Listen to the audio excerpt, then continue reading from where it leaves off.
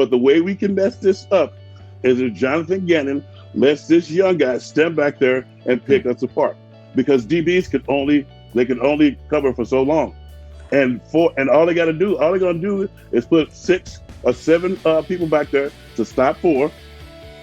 And if you don't send no heat, that kid stands back there, first completed pass, and then next thing you know, they talking about this guy's practice squad. He's 12 of 13, 3 touchdowns, and we're in a fight that we don't want.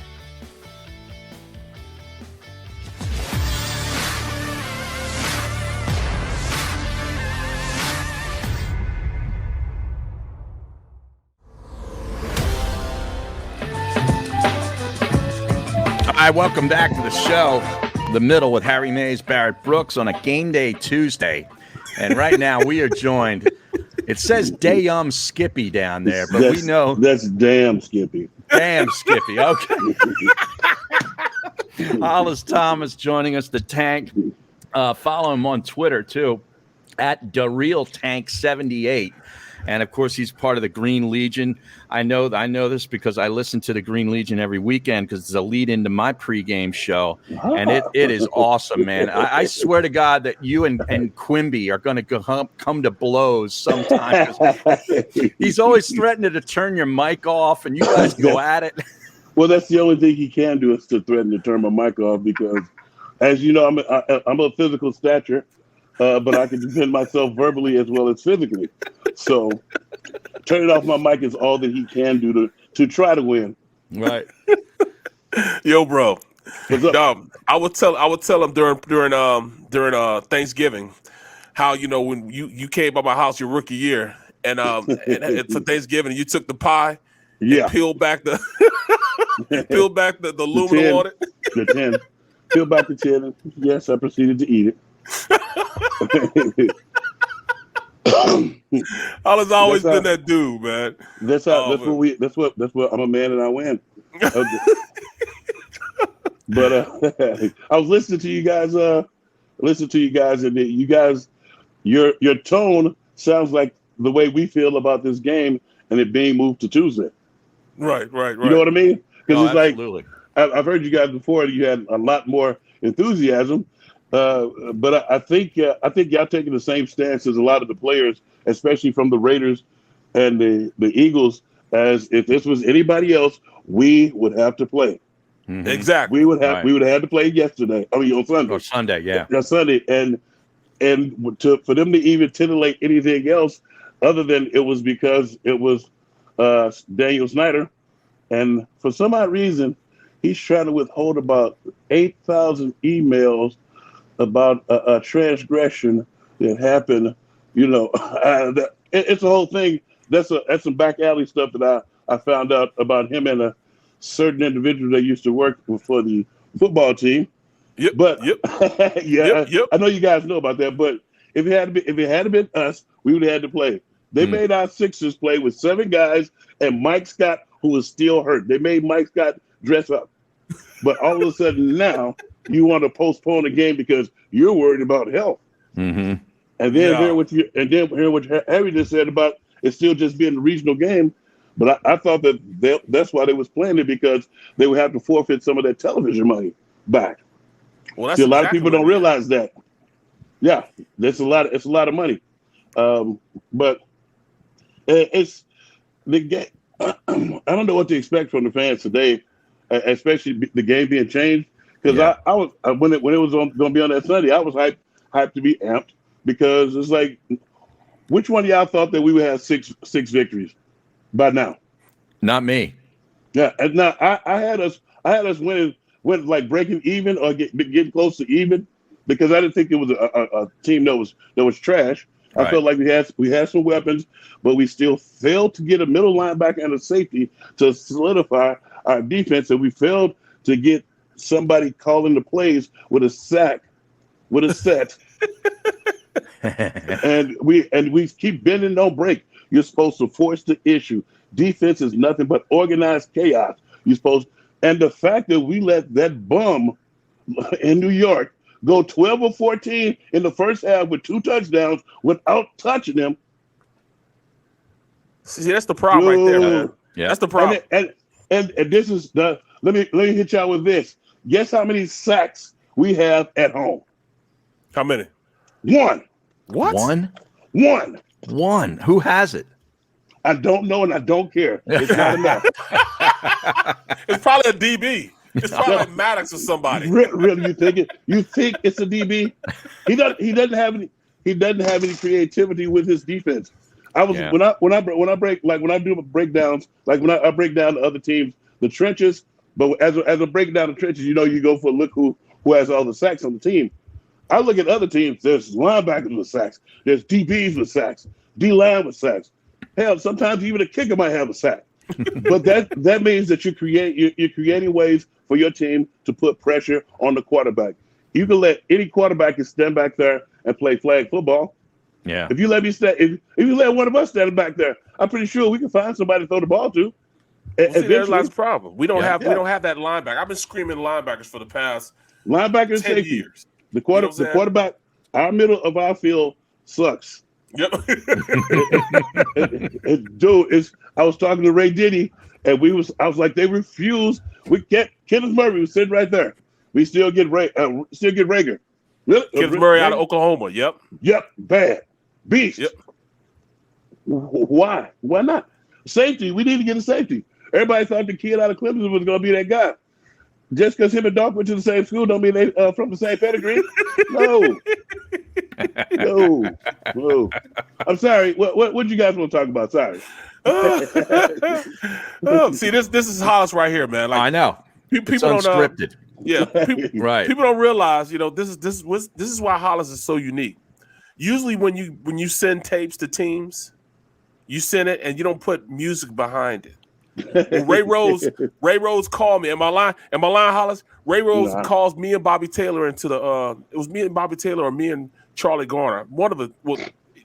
We go back in there and say, "Hey, listen, come watch this tape of this guy right here from Northern Illinois." Mm-hmm. He turns the tape. He turns the VCR tape on because that's when they had VCR back in the day. Right. He's got in the background Eric B. and Rakim. I ain't no joke. I used to let the mic smoke, but am I lying, Hollis? Nope. And the next song was "How Can I Move the Crowd?" And at the end, to tape it all up, I had Craig Mack. Can I get down? Ah! So that was basically, I ain't no joke, letting you know, showing you what I can do, and put and the thing that I love Brad Hoy still to this day. He still works at the Northern Illinois. The thing that I love that he did, you could hear our announcer announcing the game in the background of the music. The music was still going, and if you were in the rap, you still use bob your head and stuff, but you hear them continually mentioning my name again and again and again.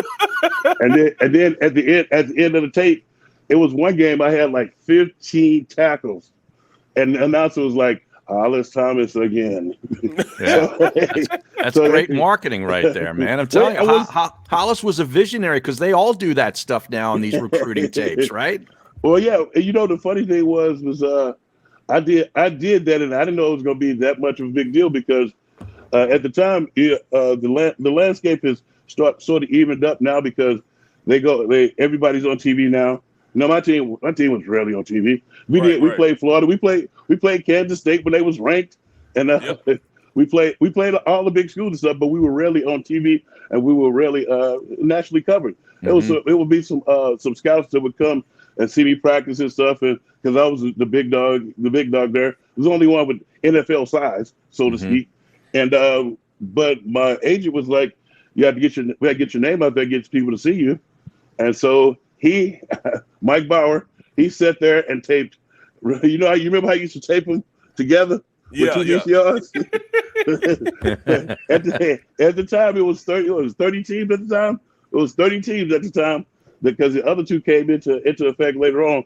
He said all 30 teams. Actually, 31 because Cleveland. Remember they got rid of Cleveland and went to Ravens. And it was 31 for a hot second before they brought the Browns back. It was 31 because Carolina was one of the people also that called on draft day. Mm-hmm. So, but it was like one of the times where, and they still mention that tape to this day. I actually one of my college buddies, he actually put it on DVD for me. Oh, seriously? That's you awesome. Still got it? Yeah, I still got it. That's awesome. Hey, Hollis. He's from the house. He's from St. Louis. He's from the house.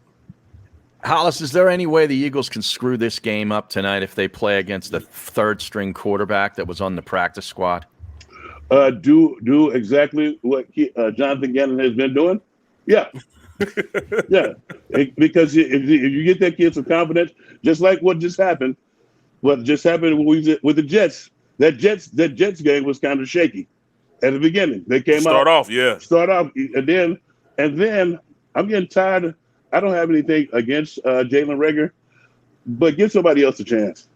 If we truly trying to win, he dropped three passes. Some people say two in the Giants game. Quit going to him. Let's sit his ass down. Let him see somebody else doing his job. Then you give him another opportunities like here and there. Like case in point, the jackass dropped the kickoff, and then he fumbles the punt. I don't trust him back there.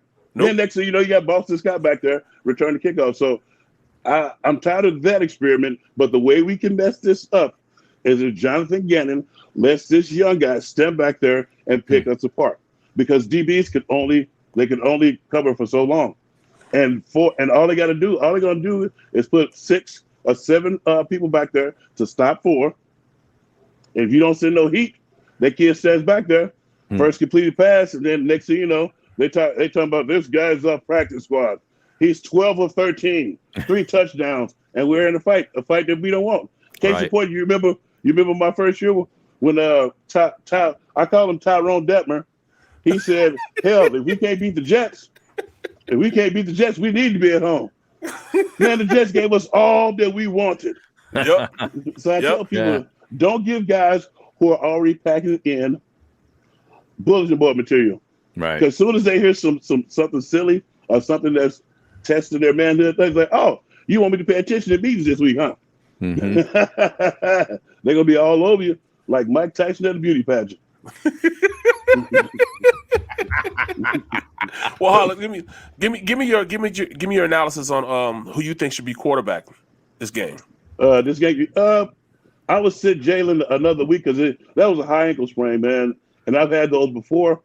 And usually takes 3 to 4 weeks. Yeah, it takes a little bit longer than that because of where it's at. It's not a real ankle sprain. It's like if you're looking at the leg, it's like that bone in there. It's to push the ligaments apart.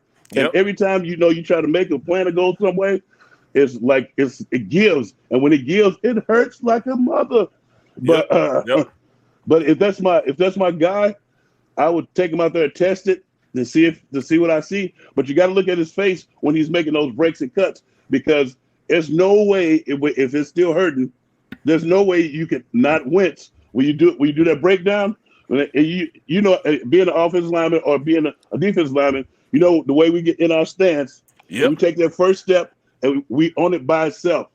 You have to look at their face, because if it's hurting, it's gonna let you know. You're gonna notice it real quick. Yeah, you're gonna notice it. But given that this is coming off a bye week and he had these extra days, and if he's healthy, I would go with Jalen, because I want to see his reaction to what Gardner Minshew did. Mm-hmm. Because I feel like we can't just give him the reins. Right. He has to earn it. It's like he's been erratic with with the ball placement. The guys have dropped the ball a little bit, but I feel like if they keep working together, they could build some rapport, and they could build some continuity, and he would get more on target and better at the system. Then and we don't have to run the ball all the time with him. He can just sit back and run the ball and throw sometimes. The play action fakes work a hell of a much better now than they ever did. Because we was play action. Dude, we ran the ball 3 times in the Dallas game. and had the nerve to go back and play action fake. I was like, what the hell was that for? Right. Yeah, it's just wasting time. Why would you honor that fake? Yeah. No, exactly. Yeah. But I would go with Jalen if he's fully healthy. But I wouldn't put him out there if he's not fully healthy, because the Washington football team's defense is quite fierce. Right. Men up front. They got some grown men up front. Yeah, and they got a Payne bunch and of them. They got a bunch of them back off that COVID list in the last couple of days too. So exactly, Yeah. and you know the jacked up part about all that is the NFL and the Players Association was like, oh, they'll forfeit their game, and it's like, oh yeah, soon as something comes up, they shrink, they shriveled up, but everybody's sack shriveled up now. But if it was us, they were like, get out there and play and stop crying. Well, yeah, And I guess. Go ahead. I was listening to you guys talk about what commercials that you're sick of. If I see another Gronk commercial, that's another one. Oh, he's so bad. He's awful. And the commercials have no validity, and he's dumbing in a bag of rocks. Yeah. Right. I'm like, God. Yeah, that's another one. You're right. That's a good point. I thought he was playing up to it, but I think he really is. Oh, he's That dumb. They're not a lot in there, man. The elevator doesn't go all the way to the top. Right. Especially when the one where he goes, "Don't you love me, man?" I hate that one. Yeah, exactly. Talking about he's kind of special. And I was like, what, because you wear a helmet and you're not on a hockey team? Right. Barrett's a big fan of Dr. Rick. Dr. Rick is my dude. Dr. Rick is my guy. Yeah. You see? That's why I love Dr. Rick. Can we not? Can you hold up your tickets? Hey, paper tickets. We're off to a great start. Hey, remember the part when he's going like this? He's going, you don't know him. You don't know him. The other one that's funny. I don't know if you see the one where they had the game. They get to the game like, they get to the game super early. Nobody's in the parking lot, and so somebody's like, "So, are we going to leave in the third quarter to beat traffic?" He's like, "Don't start talking about leaving already." He's like, and so then the dude start looking at the parking spots. He's like, "I bet those aren't for compact cars, are they?" These are all compact spots over here. Yeah, exactly. It's great. It's that Dr. Rick is the man. Yeah. Hey, the one I love the most, man. Go ahead. The one I love most, man, is when they're in that commercial. It's no cussing, no fussing. And he grabbed it. He had it. This is awesome. But you know who else commercial was when they brought Pinocchio back?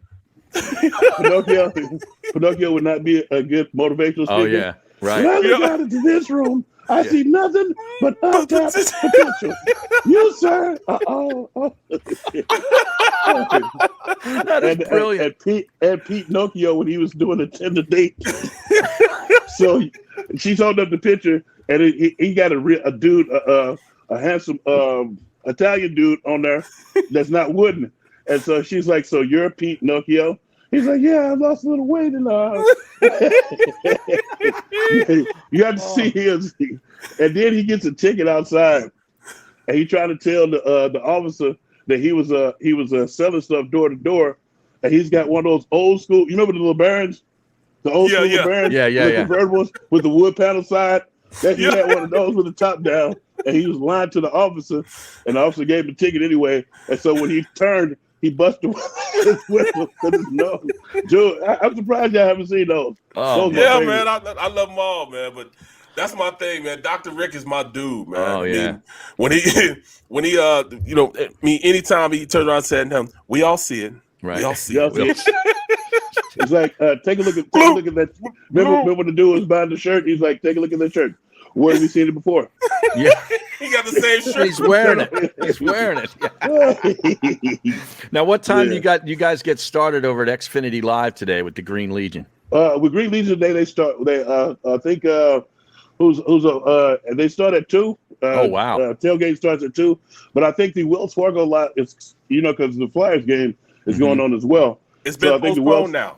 The Flyers game? The Flyers game has been officially postponed. Is that right? Yes. Oh, really? Breaking news. Wow. So people will be allowed in those parking lots as well, because that was one of the things we were telling them to get over there. But we'll be over there from 2 to 6, 5 to 6 pregame show. What's the guy's name? Sean, Embrace Yourself. Yeah. Sean Brace. Sean Brace. Sean, Brace Yourself.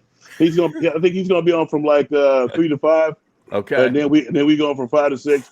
But and I think are you on that draft? No, I'm not on today. I did my show on Sunday anyway. Okay. Yeah. We'll be over there doing the big. Awesome. Well, hey, my only concern is like I'm with you. I'm with you tomorrow, man. Correct. Yeah, me and we got to figure out the parking situation there, man. Oh, you talking about over? It's right across the street. Well, it's you know where Rivers Casino? Yeah. It's right across from there. Oh, okay. Well, that's It's not right. bad. It's like you talking about for the show tomorrow night? Yeah. Yes. At the Finn? Yeah, it's right. At the Finn. The Finn is the old Mad Rexes. They were doing a thing with trying to have a theme about like Mad Max Beyond Thunderdome. That didn't go over well. Okay. They medieval times. Oh. Hey, Hollis, if the Eagles, I think the Eagles are going to make the playoffs, but to be honest with you, and if they get in as a 7 seed, I mean, with this running game and this offensive line, if they stick to that formula, how tough of an out could they be in that first round for whoever it is? I think they could be extremely tough out, especially with it getting colder now.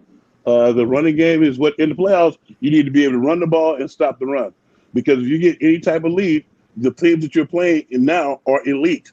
The only thing that I can see messing us up is Jonathon Gannon, goofy ass, messing bend but don't break type stuff.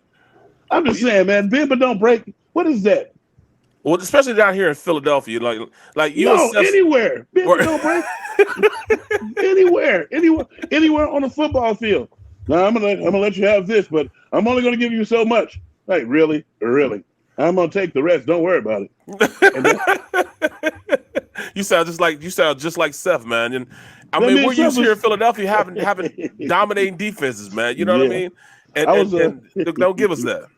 I know he hasn't been. The last couple of coordinators have been sticking in my craw because they haven't given them a middle linebacker. They're doing the bend but don't break crap.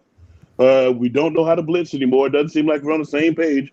Like when I in the double J's off defensive structures, you knew how to blitz because we practiced them every day. We practiced how to blitz. If you didn't and you hesitate, he who hesitates masturbate. You're gonna be standing next to Jim. If you tripped up on the blitz, because the thing that I loved most about it was when he told us something, and it came to the things that he was telling us started to come to fruition. So you really believed in what you were doing, and so whenever you watch any of his defenses and Buddy Ryan's defenses, look and if you see a really good defense, they believe in what they're doing, and that's why that stuff works. They believe in the communication. They're counting on each other. And they count each other for teamwork. You don't get none of the stupid penalties. You know your defense. They call somebody holding. You know who it is, but you rather have that holding call than to give up 6. Right. Yeah. Right. So the thing that I've yet to see this young team do, especially, I don't know if we're going to be able to do it defensively because of the passive way that I feel like they're teaching my guys. I don't know. I need a quarterback to be fearing me. I don't need rookies going 12 or 14 on me. A rookie should have a clock in his head. And when I say a clock, it's like, oh, I'm about to get hit again. Let me get rid of this. Well, you know what? That's the problem because at this point, he brings nothing to the table of pre-snap, reads. He knows the quarterbacks know exactly what they're going to do because they line up in it and they stay in it. There's no pre-snap reads in which they might look like they're in cover 2, and then they go down to cover 3. Or if they're going to bring an MEB blitz, they line up where they're going to blitz at, or they don't try to disguise anything going into a game. And that's a problem that I have with the defense. You have to disguise a little bit so a quarterback doesn't get a bead on what you're doing. I mean, it was almost like against Tampa Bay that Brady took the day off.